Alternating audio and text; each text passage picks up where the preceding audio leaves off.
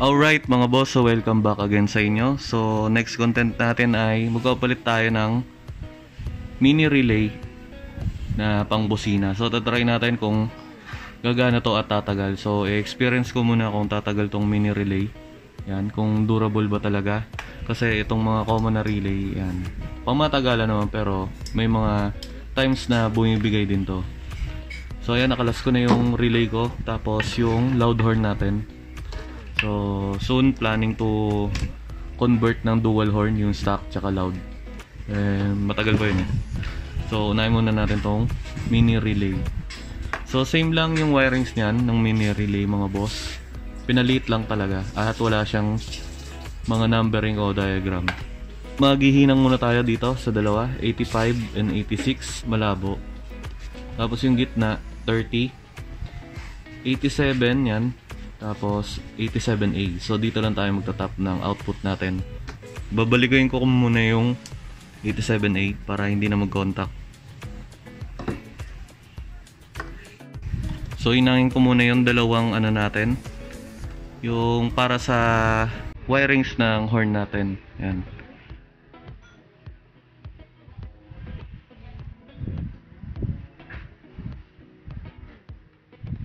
Kukunin ko tong male terminal ng lumang relay natin para disalpak na lang sa wires ng horn. Alright, ayan mga boss. Lagyan muna natin ng LED para diretso hinang.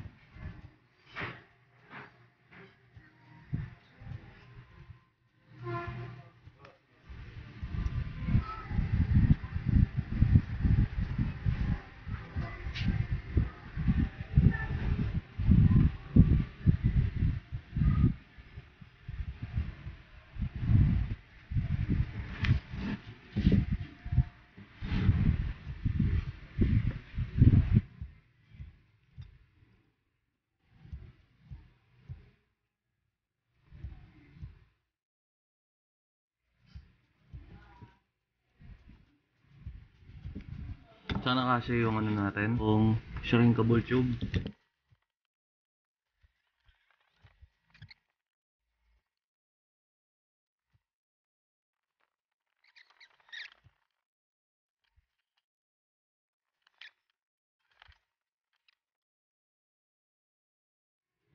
Alright, yan. Okay na. Yung sa switch trigger natin, 85 and 86 meron na. So lalagyan na lang natin to. Ito naman sa battery direct. So red wire to kailangan.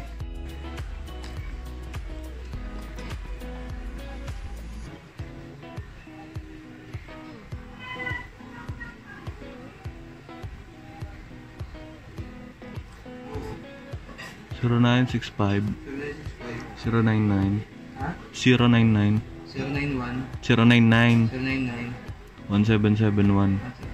0965 099 1771. Yeah.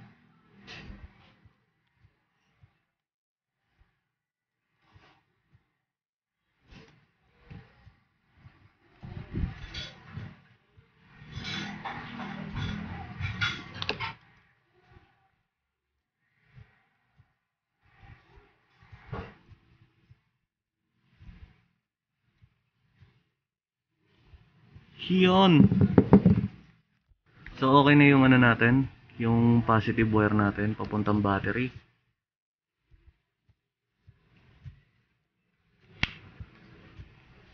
Aray.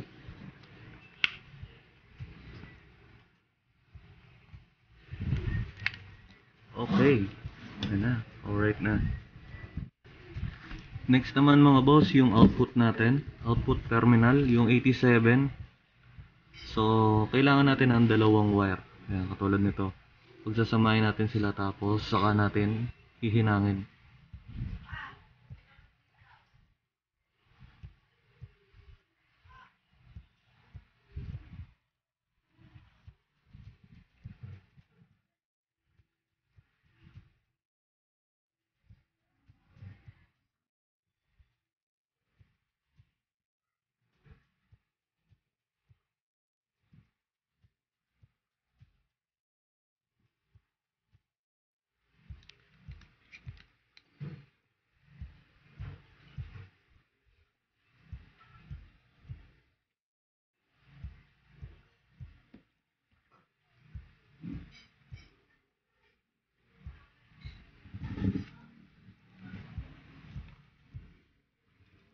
Alright. Alright mga boss, so yan na. Nahinang na natin yung pinaka pang output. Talagyan na natin ng shrink tube. 4mm nga pala yung ano natin shrink tube.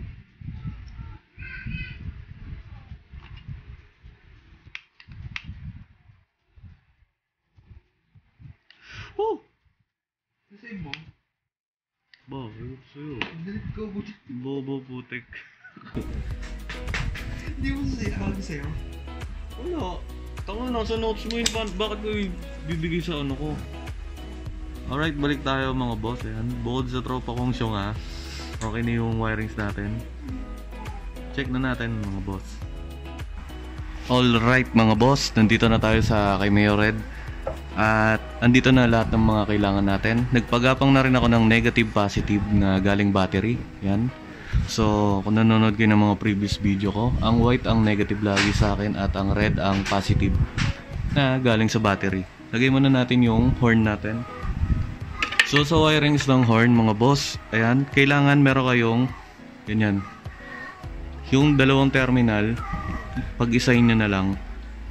Tapos, siguro itong dalawa din na kabilang terminal, pag-isahin nyo na lang din.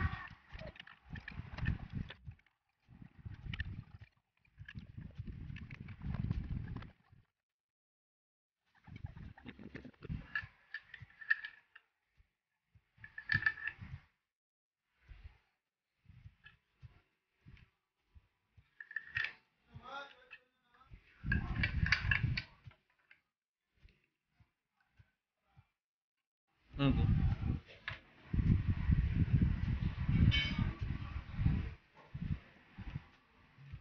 Ay, naka-vlog pala tayo, no? Ayan.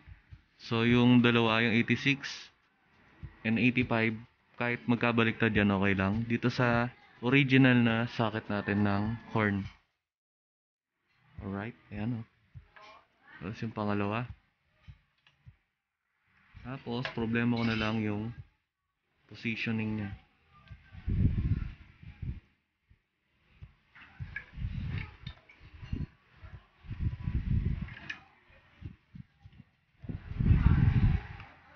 Negative connection.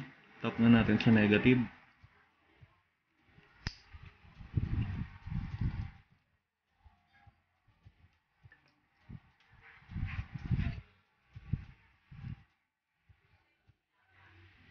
Mga tanong yun. Check mo.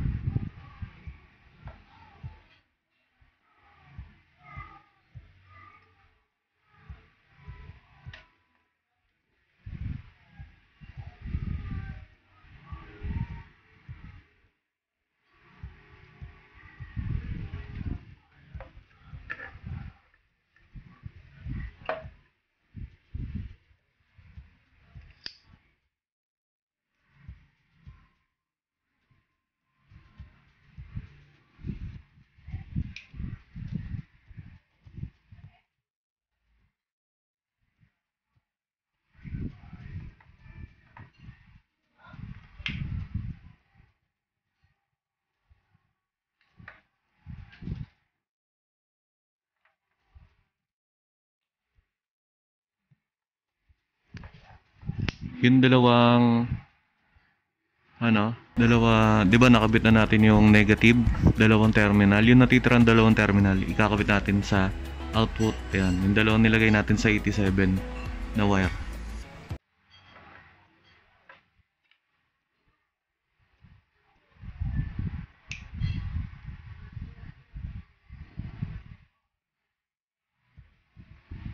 So, drinks ko naman, boy. Okay, ayun. Nasuli mo na ba yung ano ko? Yung cooler ko? Mahal pala yung buwig. Ano talaga yun? 1,000. Ganun kaliit. Kung bakit pa kaya? Ay, pero... O, ikaw na. Hindi na, pinakita mo na yun. Gano'n ba? Ano ba na naman?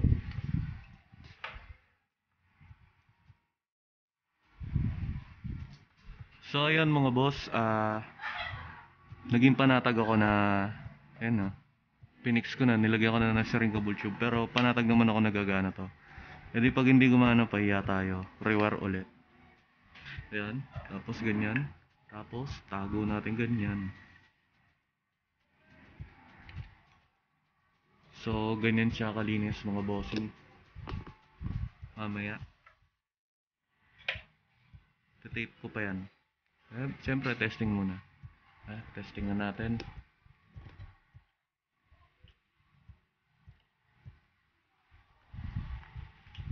Hi.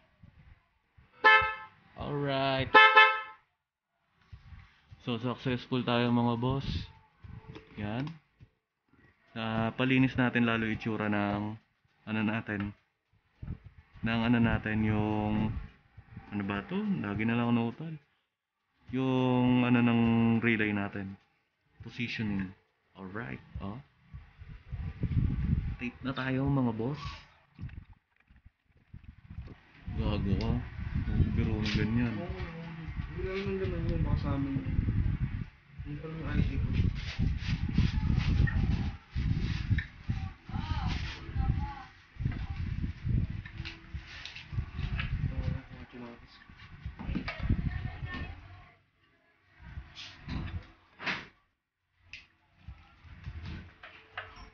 Eh, ganun, susunod yun eh. Wala ko lang ginagawa. Trip yan. Alright mga boss, ayun no. So lalong mas malinis na yung wirings natin. Ang litaw na lang itong sa Smiley o yung sa Signalite tsaka yung sa MDL. I-clear ko to para proportion sila magpatay. Alright mga boss, tapos na tayo sa wirings ng ating busina. Ayan, pakita ko na sa inyo yung outcome. So nawala na dito yung relay niya. Ayan o. Tapos malinis na rin. Tapos busina na lang talaga ang nakikita. Tapos itong dalawang socket ng sa Signalite, Parklite, tsaka sa MDL. Alright. So ito na rin yung wirings natin sa harap. Ayan. Kumbaga ano na talaga sila no. Kumbaga proportion na sila. Ayan. Baka napag-iisip ko na rin sa mga susunod na baka magawa ko ng sarili kong wiring ng harness, yung main harness. Kasama na yung sa mga switch ko, ayan, ganyan, iisa na lang. So ayan mga boss, sana marami kayong natutunan ulit sa video natin to. Ayan, like, share, comment, and subscribe. At ayan, huwag kayong matatakot magsaliksik, may matutunan bago. Kasi pagdating ng panahon, ayan, kayo rin mismo ang makakalibre sa mga natutunan nyo. Alright mga boss, ayan.